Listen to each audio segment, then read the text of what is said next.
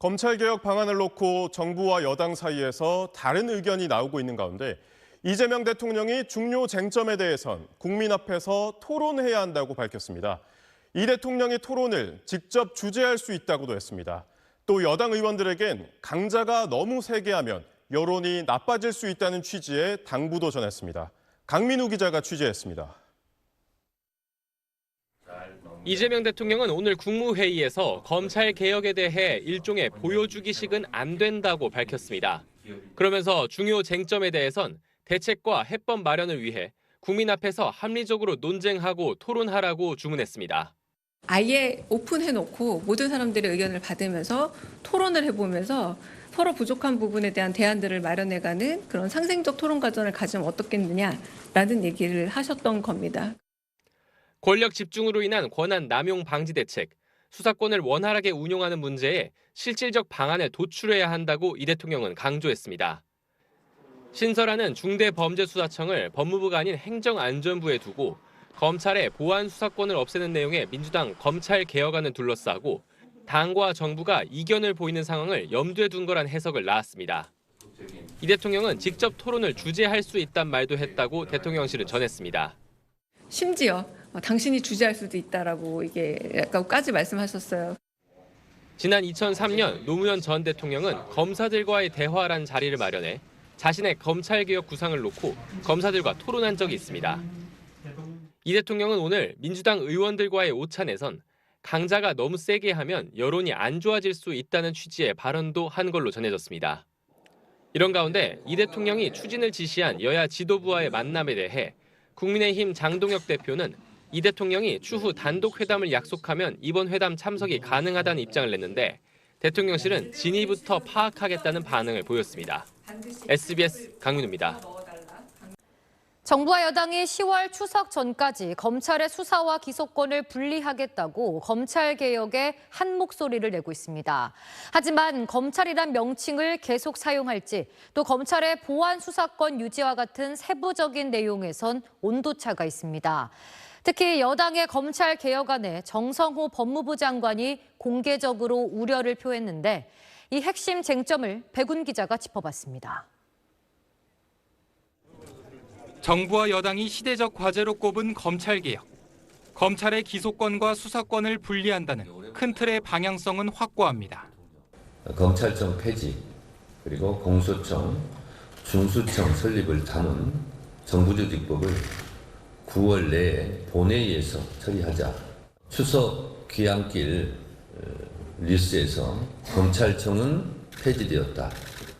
기존 검찰을 기능별로 해체, 공소청과 중대범죄수사청으로 나눈다는 건데 다만 검찰 명칭의 존속 여부를 두곤 차이가 있습니다.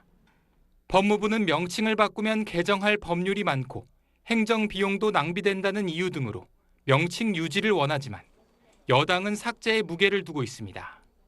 신설될 중수청 위치를 두고도 여당은 행안부 산하, 법무부는 법무부 소속을 각각 주장하고 있습니다. 검찰의 인지수사 기능 박탈엔 이론이 없지만 중수청, 경찰 등 1차 수사기관에 대한 통제 방식을 놓고 견해차가 있습니다. 여당 법안은 공소청이 기소, 공소유지만 전담하도록 설계했는데 법무부는 신중한 입장입니다. 1차 수사기관의 모든 사건을 송치하거나 검찰의 보안 수사권을 강화하는 등 통제가 필요하다는 겁니다. 1차 수사기관에 대한 사법 통제를 공소청이든지 검사가 하던 그런 역할에서 어떻게 그걸 할 것인지에 대한 논의가 돼야 될 것으로 보고 있고요. 범죄로부터 시민을 보호하는 사법의 본질적 역할과 직결돼 있어 검찰 단죄 여론과 무관하게 섬세한 입법이 필요하다는 게 법무부 의견으로 여당은 조만간 검찰개혁안 초안을 낼 예정이라 당정 간 조율이 어떻게 진행될지 주목됩니다. SBS 백운입니다. 검찰개혁의 세부 사항을 논의하는 과정에서 정성호 법무부 장관이 중대범죄수사청을 행정안전부 산하에 두는 안에 대해 신중한 입장을 보였습니다. 이미 경찰과 국가수사본부가 있는 행안부 밑에 중수청까지 설치하면 한 부처의 수사 권한이 너무 집중돼서 문제가 생길 수 있다고 우려했습니다. 김상민 기자입니다. 국회 예산결산특별위원회 전체 회의에 나온 정성호 법무부 장관. 검찰 개혁으로 신설될 중대범죄수사청을 행정안전부 산하에 두는 것에 신중론을 폈습니다. 수사 범위에 제한이 없는 경찰과 국가수사본부에 중수청까지 행안부 아래에 두면 이들 1차 수사기관에 대한 사법적 통제에 문제가 생길 수 있다는 겁니다.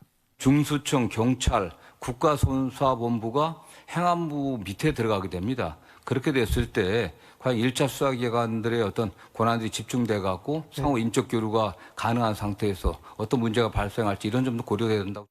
역시 사법 통제 필요성이란 맥락에서 문재인 정부 당시 경찰에 부여된 1차 수사 종결권을 폐지하고 검사의 수사 지휘권은 부활하는 방안을 검토할 뜻을 내비치는가 하면 민주당 일부 의원들이 폐지하겠다고 공언한 검사의 보안 수사권을 유지할 가능성도 열어놨습니다. 전권 송치를 할 것인지 아니면 수사 지휘권을 갖다 줄 것인지 아니면은 송치된 사건에 대해서 보안 수사의 범위를 어느 정도 할 것인지.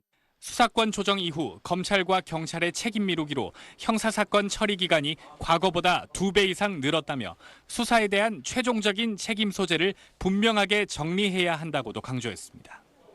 정 장관은 또 국가수사위원회 설치와 관련해서도 4개 수사기관에 대해 독립된 행정위원회가 권한을 조정하면 문제가 발생할 수 있다며 신중해야 한다고 밝혔습니다. 국회 법제사법위원회는 검찰청 폐지와 국가수사위 설치 등과 관련해 다음 달 5일 입법 청문회를 열 예정입니다. SBS 김상민입니다.